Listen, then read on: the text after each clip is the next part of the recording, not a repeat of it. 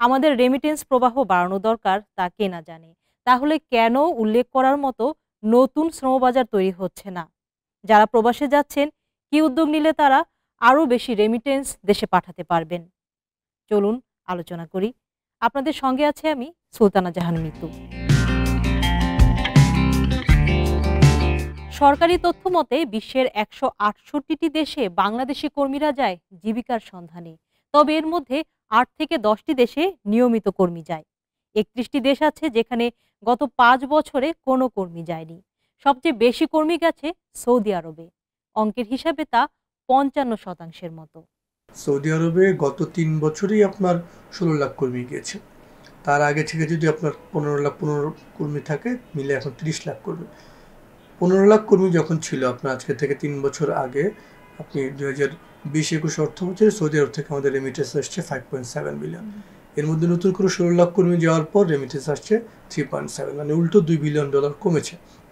তো তার মানে আমরা এই মধ্যপ্রাচ্যের দেশগুলোতে এত কর্মী গেলেও কিন্তু আমাদের সেই অর্থে রেমিটেন্স বাড়ছে না। আমাদের ৫০-৬০ লাখ কর্মী যখন বিদেশে ছিল তখন আমাদের রেমিটেন্স ২২ বিলিয়ন।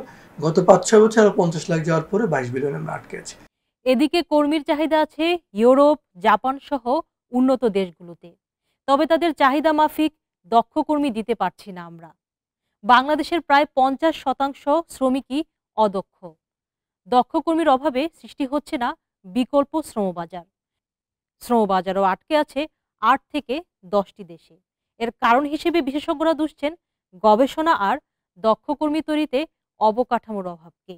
তারা বলছেন এখন দেশের মোট জনসংখ্যার বেশিরভাগই তরুণ। আবার ইউরোপের অনেক দেশেই বয়স্ক মানুষের সংখ্যা বেশি। ফলে ইউরোপে কর্মী পাঠানোর সুযোগ ছিল, কিন্তু সে সুযোগও কাজে লাগছে না। মূল কারণ দক্ষতার অভাব। আবার ভেবে দেখুন, ৩০ বছর পর আর এই সুযোগ থাকবে না, কেননা তখন জনসংখ্যার সিংহভাগ থাকবে বয়স্ক। এদিকে বিকল্প শ্রমবাজার তৈরি না হওয়ায় বাড়ছে অনিয়মিত অভিবাসন। ঝুঁকি তৈরি হচ্ছে মানব পাচারের।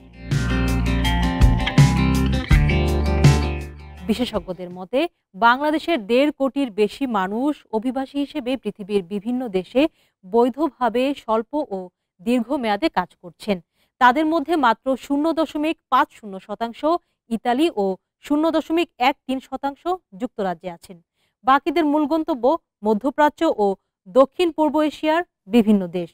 বিভিন্ন দ্বিপক্ষীয় চুক্তি ও সমঝোতা স্মারকের আওতায় ইউরোপের বিভিন্ন দেশে বাংলাদেশ বৈধ পথে জনশক্তি পাঠাচ্ছে, যা সংখ্যার দিক থেকে নগণ্য। বিএমইটির পক্ষ থেকে ৫৩টি দেশের শ্রমবাজারে কর্মী পাঠানোর সম্ভাবনা নিয়ে একটি গবেষণা করা হয়েছে ২০১৮ সালে।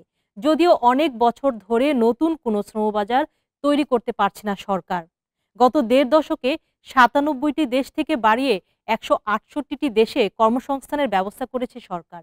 এর মধ্যে বেশিরভাগ দেশেই কর্মী যাচ্ছে হাতে গোনা।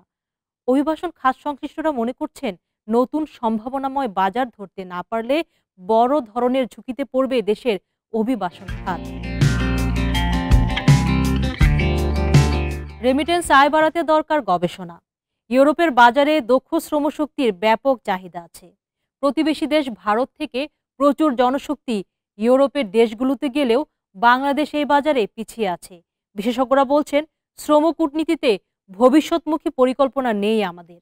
বাংলাদেশ থেকে অভিবাসন ব্যয় সবচেয়ে বেশি, আয় সবচেয়ে কম। সবশেষ শ্রমবাজারের উপর নিয়মিত গবেষণায় জোর দিয়েছেন গবেষকরা। সেই সাথে বাধ্যতামূলক করতে হবে কারিগরি প্রশিক্ষণ। আপনাদের কি মত? কিভাবে বাড়বে রেমিটেন্স আয়? জানান কমেন্টে।